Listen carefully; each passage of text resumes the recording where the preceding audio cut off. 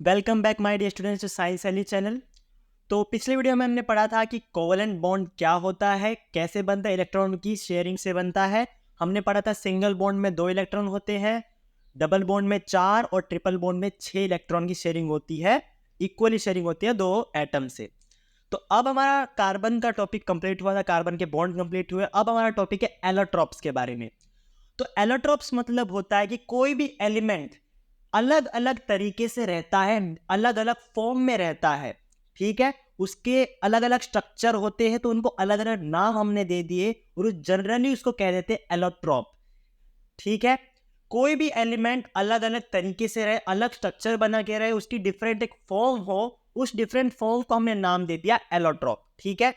अब एलोट्रॉप क्या है डिफरेंट क्रिस्टलाइन स्ट्रक्चर। दिखने में वो अलग होगा, स्ट्रक्चरली अलग होगा दूसरे किसी उसके एलोट्रॉप से, due to different arrangement of particles. यहां पार्टिकल्स से हमारा मतलब है एटम्स की, ठीक है।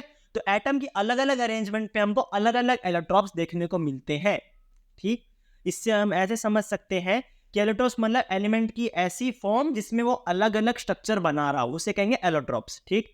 एलोट्रॉप्स की फिजिकल प्रॉपर्टी अलग होती है, मेल्टिंग पॉइंट अलग होगा, बॉइलिंग पॉइंट अलग होगा दूसरे कोई एलोट्रॉप से।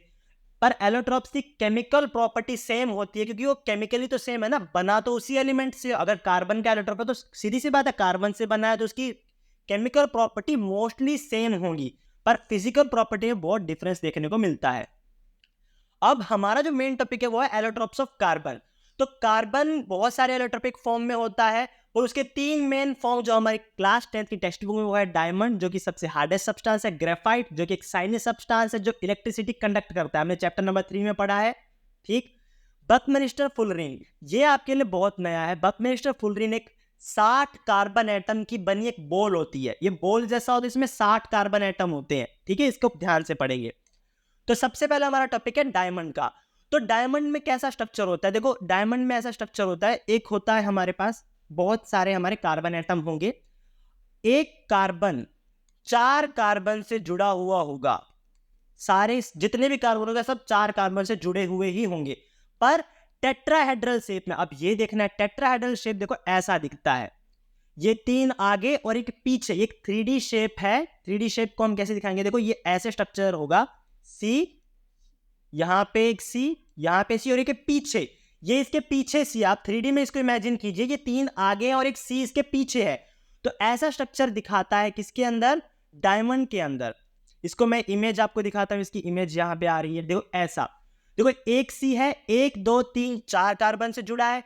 दूसरा सी ले लो, ये भी 1 2 3 4 से जुड़ा होगा, पर इसको सिंप्लीफिकेशन के लिए हमने बीच वाले कार्बन में बॉन्ड नहीं दिखाया, ताकि सिंपल लगे डायग्राम, वरना बहुत कॉम्प्लिकेटेड हो जाएगा। आप इसको सिंपल में कैसे बना सकते हो, सिंपल में आप ऐसे बना सकते हो, सी सी सी आपने यहाँ पे बनाया, ठीक है। इससे सी अटैच कर दिए, सी अटैच कर दिए, ठीक। फिर लास्ट में यहाँ से सी अटैच हो गया, और यहाँ पे ऐसे, आप ऐसे करके भी इसका सिंपल डायग्राम बना सकते हैं, ठीक। अब आगे हमारी बात क्या चल रही है, हमारी बात चल रही है, देखो इसमें क्या होता है, जो डायमंड है वो बहुत स्ट्रांग होता है, क्योंकि देखो 4 कोवलेंट बॉन्ड है ना एक कार्बन से, तो उसके तोड़ना मुश्किल है, इसलिए वो हार्डेस्ट सब्सटेंस है। ग्रेफाइट में क्या होता है, हेक्सागोनल रिंग बनती है। हेक्सागन मतलब कार्बन, 6 कार्बन की एक रिंग बनेगी, ठीक है, और उसमें एक कार्बन 3 कार्बन से अटैच होता है। अब आप बोलोगे सर वैसे तो 4 कार्बन से अटैच है, 3 कार्बन से क्यों, क्योंकि उसमें से एक में डबल बॉन्ड होता है, तो 2 बॉन्ड और 3 कार्बन के बॉन्ड और एक से डबल बॉन्ड हो गए 4 सेटिस्फाई हमारे। और ग्रेफाइट कहते हैं स्लिपरी होता है, क्योंकि हेक्सागोनल रिंग्स लेयर में होती है। हम स्ट्रक्चर देखते हैं उसके बाद अच्छी तरह हमें समझ आएगा ये लेयर में कैसे होती है। देखो ऐसे लेयर में होते हैं इसके स्ट्रक्चर, इस वजह से स्लिपरी होते हैं, एक के ऊपर एक होता है। और ग्रेफाइट गुड कंडक्टर होता है हीट का। फिर बकमिंस्टर फुलरिन क्या होता है, देखो पेंटागन और हेक्सागन के शेप होंगे, 60 कार्बन होंगे। हेक्सागन मतलब 6 साइड वाले कार्बन, पेंटागन मतलब 5 साइड वाले। देखिए पेंटागन है यहाँ पे, और यहाँ नीचे हेक्सागन वाली शेप है। आपको याद रखेंगे कि इसमें 12 पेंटागन होते हैं और 20 हेक्सागन होते हैं, मिलके बनाते हैं Buckminster fullerene. Buckminster fullerene architecture US के आर्किटेक्ट का नाम है, उनके ऊपर इसका नाम रखा गया है, ठीक है। तो ये बॉल लाइक स्ट्रक्चर है। बकमिंस्टर फुलरिन पे आपको मुश्किल से क्लियर द ब्लैंक्स आएगा एग्जाम में, ज्यादा नहीं पूछा जाएगा, बस ये डायमंड और ग्रेफाइट को अच्छी तरह याद कर लीजिए, ठीक है। तो ये हमारा टॉपिक था। Thank you very much.